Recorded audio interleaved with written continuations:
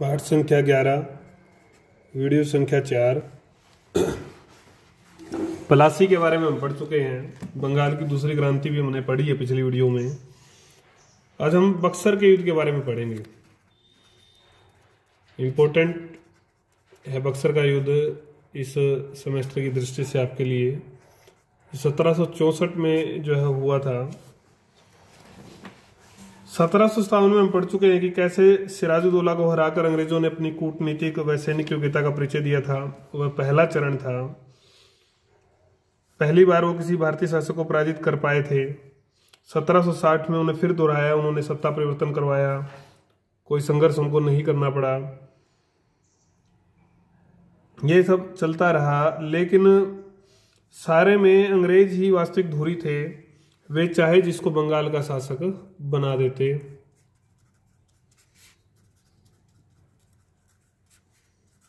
बंगाल का शासक जिसको मर्जी वो बनाते थे, बना सकते थे। 1760 में हमने पढ़ा था कि मीर कासिम बंगाल का नवाब जो है बन जाता है। उसने कुछ शिक्षा ली, उसने शुरू से ही दूरी जो है अंग्रेजों से बनाई। कुछ वो सर्वोच्चता जो है अंग्रेजों की समाप्त करना चाहता था, दिमाग से काम ले रहा था। तो टक्कर होनी जो जब उसने दूरी बनानी शुरू की और सर्वोच्चता समाप्त करने की सोची, तो टक्कर होना जो है जरूरी था। और यही टक्कर जो है बक्सर के युद्ध के नाम से जानी जाती है। इसके परिणाम भी पढ़ेंगे, कारण भी पढ़ेंगे। हम पहले कारण पढ़ते हैं कि क्या कारण थे, क्या स्थितियां बनी जिसके कारण से कि बक्सर का जो युद्ध होता है। पहला जो था वो था आपका राजनीतिक कारण। राजनीतिक में हम पढ़ते हैं पूरी घटना को। अंग्रेजों की सोच थी कि अब जो मीर जाफर की बजाय जो मीर कासिम को हमने नवाब बनाया है, सोच थी कि दबाव में ये काम करेगा, कठपुतली बना रहेगा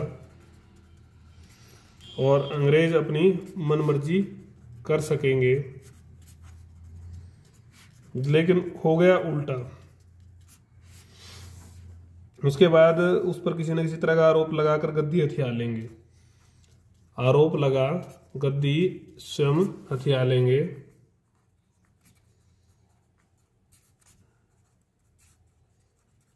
ये इनकी योजना थी, ये सोच थी। परंतु घटनाएं, स्थितियां जो है विपरीत हो गई। विपरीत क्या हुआ, उल्टा क्या हो गया।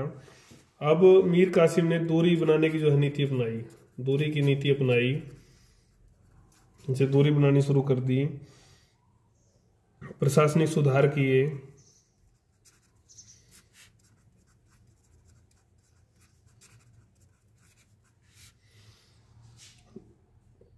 जनता का समर्थन जो है उसको मिलने लगा। जनता का समर्थन अब नवाब को मिलना शुरू हो गया, आसानी से मिला, आसानी से ले सकता था इन सुधारों के कारण से। भ्रष्ट कर्मचारियों को हटा दिया,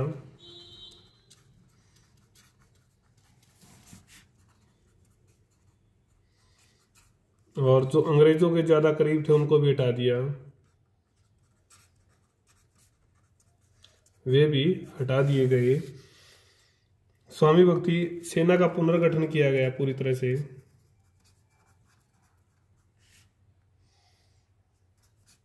बकाया वेतन दे दिया गया।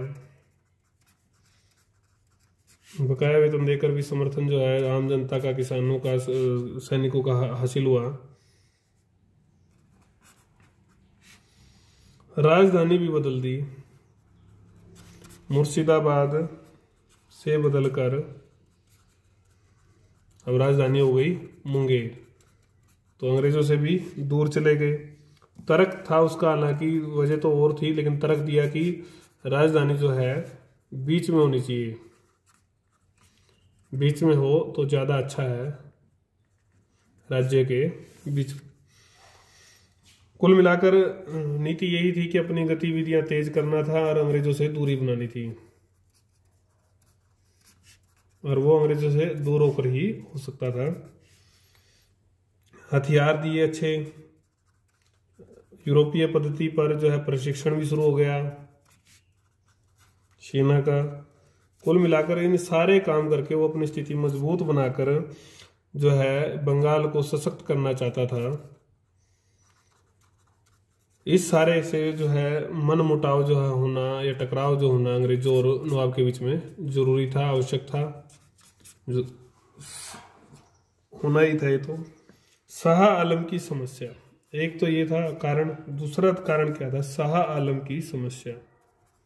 शाह आलम हम पढ़ के आए थे अभी, मुगल सम्राट था। मुगल बादशाह आलमगीर द्वितीय की हत्या कर दी गई थी। इस समय शहजादा अली गौहर बिहार में था। शहजादा अली गौहर ही शाह आलम द्वितीय की उपाधि धारण कर गद्दी पर बैठ गया था, या बादशाह अपने आप को घोषित करवा लिया था। लेकिन दिल्ली से वो डरता था, दिल्ली जाने से डरता था, उसको भय था कि कभी वहाँ उसकी भी हत्या न कर दी जाए। तो 1760 में पटना चला गया और अंग्रेजों का समर्थन ले लिया उसने। शाह आलम को अभी तक बंगाल के नवाब ने शासक या सम्राट के रूप में मान्यता नहीं दी थी। समझने की बात है, बंगाल के नवाब ने, जो कि अब मीर कासिम थे, नवाब ने मान्यता नहीं दी थी और अंग्रेजों का समर्थन हालांकि उसने ले लिया था। तो अब मीर कासिम ऐसा करने में मतलब हिचकिचाहट महसूस करता था, क्योंकि उसे भय था, वो मान्यता देने में भय था कि अंग्रेज, अगर उसने उसको मान्यता दे दी तो अंग्रेज जो है दबाव डलवाकर, भय था कि अंग्रेज सम्राट पर दबाव डलवाकर बंगाल की दीवानी ले लेंगे, बंगाल का जो अधिकार है वो स्वयं ले लेंगे। तो इसलिए वो उसको मान्यता अभी नहीं दे रहा था। मीर कासिम फिर सम्राट का विरोध नहीं कर सकेगा। अंग्रेजों ने इस पर दबाव डाला कि अंग्रेज दबाव डाल रहे थे नवाब के ऊपर कि जल्दी मान्यता दे। इस बीच में उसने एक नया काम क्या किया, एक नई योजना क्या बनाई।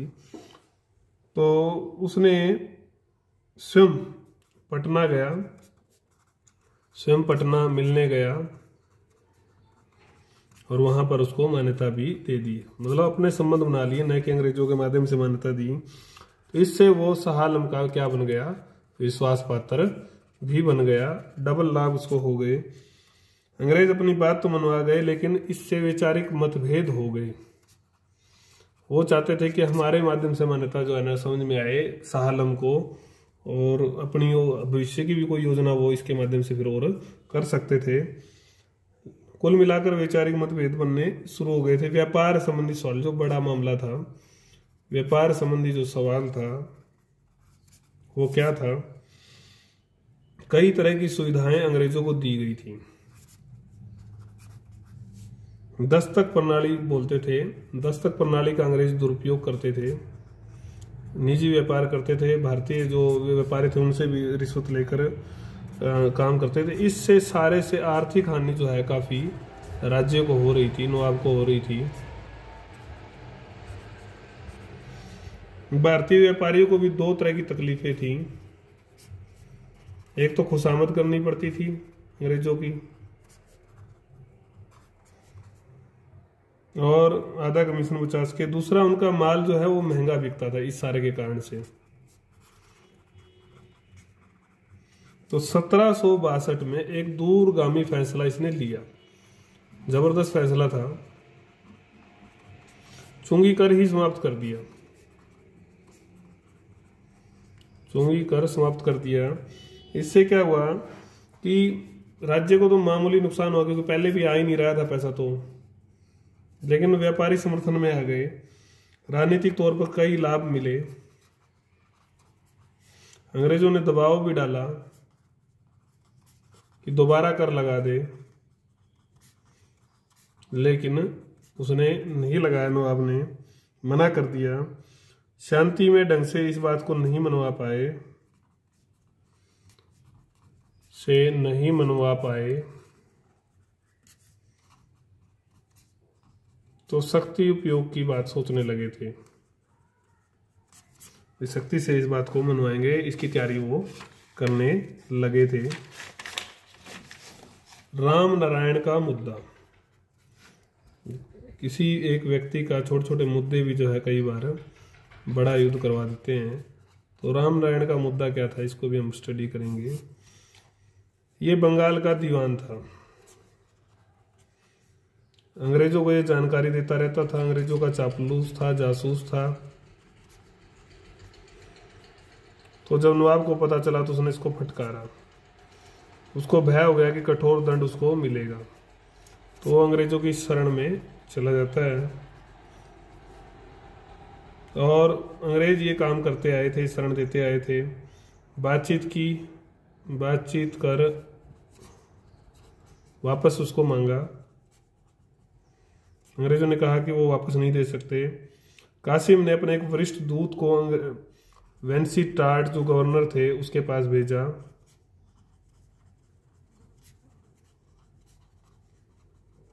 अवगत कराया कि ये स्थिति खराब है सारे मामले से, कि इस तरह से नहीं होना चाहिए।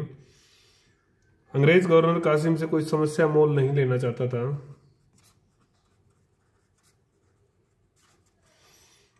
आश्वासन दिया कि मृत्युदंड इसको नहीं दिया जाएगा और सेवा में भी इसको रखा जाएगा, बस वापस कर दो इसको। तो उसको मृत्युदंड नहीं दिया गया, बल्कि उसको पेंशन दे दी गई, एक पेंशन दे दी गई, छोड़ दिया गया, ताकि वो अब सूचना भी न दे सके। अब कूटनीतिक जो ये चाल थी, अंग्रेज इसको समझ गए, शत्रु मानने लगे। फिर इसको शत्रु मानकर योजना बनाने लगे कि कैसे इसको आगे इससे मुकाबला करना है, किससे, मीर कासिम से, अंग्रेजों को। तो बक्सर का युद्ध 1764 में हुआ। ये पहले की हम पृष्ठभूमि पढ़ चुके हैं। राजनीतिक कारण, सालम की समस्या, व्यापारिक संबंधी जो सवाल था, रामनारायण का मुद्दा। अब हम 5वां बिंदु जो पढ़ेंगे वो अगली वीडियो में पढ़ें या इसी में एक वीडियो और बना लेते हैं ताकि आपको और अच्छे से समझ में आ जाए।